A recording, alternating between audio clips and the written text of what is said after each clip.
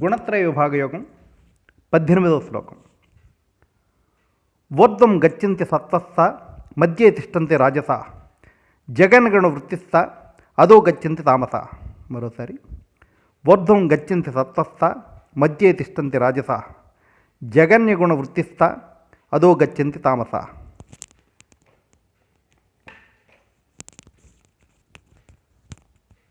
సత్వగుణంతో కూడిన మనుషులు శరీరం వదిలేటప్పుడు ఊర్ధ్వలోకాలకి, అంటే మామూలు భాషలో చెప్పాలంటే స్వర్గానికి వెళ్ళడం సులువు అవుతుంది వాళ్ళకి. రజోగుణ కర్మ వల్ల మళ్ళీ భూలోకంలో జన్మెత్తాల్సి వస్తుంది. తమోగుణ కర్మ వల్ల జంతువులు పశుపక్షాదులుగా జన్మ లభిస్తుంది అని కృష్ణ భగవాన్ చెప్తున్నాడు. కొంచెం వివరంగా చెప్పుకోవాలంటే, సత్వగుణంలో ఉన్నప్పుడు చేసిన ప్రతి పని ఎంతో కొంత పుణ్యాన్ని కలుగజేస్తుంది. దానివల్ల మంచి లోకాలకు దారి దొరుకుతుంది. ఇది ఎలా? ఒక మంచి విద్యార్థి బాగా చదివి మంచి మార్కులతో పాస్ అయి తర్వాత క్లాస్కి వెళ్ళినట్టుగా. టీసీతో పాటు ఇస్తారు చూడండి, కండక్ట్ సర్టిఫికెట్. సత్ప్రవర్తన తరువాత తరగతి వెళ్ళడానికి అది కూడా ఒక కారణం అవుతుంది. సత్ప్రవర్తన ఏ లాభాన్ని ఆశించని, గుర్తింపుని ఆశించని దాన ధర్మాలు చేయడం, సహాయాలు చేయడం, ఇవన్నీ కూడా సత్వగుణాన్ని మరింతగా పెంచుతాయి.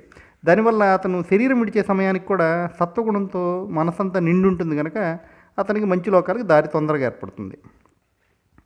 రజోగుణంతో నిండి ఉంటే జీవితం మొత్తం పోటీలు, పనులు, గెలుపు ఓటములు, మళ్ళీ గెలవడానికి చేసే పోరాటాలు, వీటితో నిండి ఉంటుంది. కనుక అతని చివరి క్షణంలో కూడా ఏదో ఒక కోరికో లేదా స్వార్థంతో కూడిన లక్ష్యమో నిండి ఉంటుంది. దానివల్ల మళ్ళీ మానవ జన్మెత్తి ఆ కోరిక వెంట పరిగెత్తాల్సి వస్తుంది.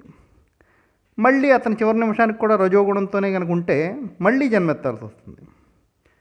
అవివేకం, తమోగుణం, వీటి గురించి 16-17 శ్లోకాల్లో చెప్పుకున్నాం.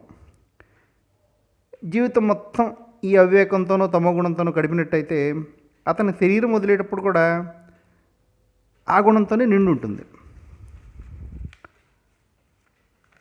దీనివల్ల అతను పశుపక్షాల జన్మ ఎత్తాల్సి వస్తుంది.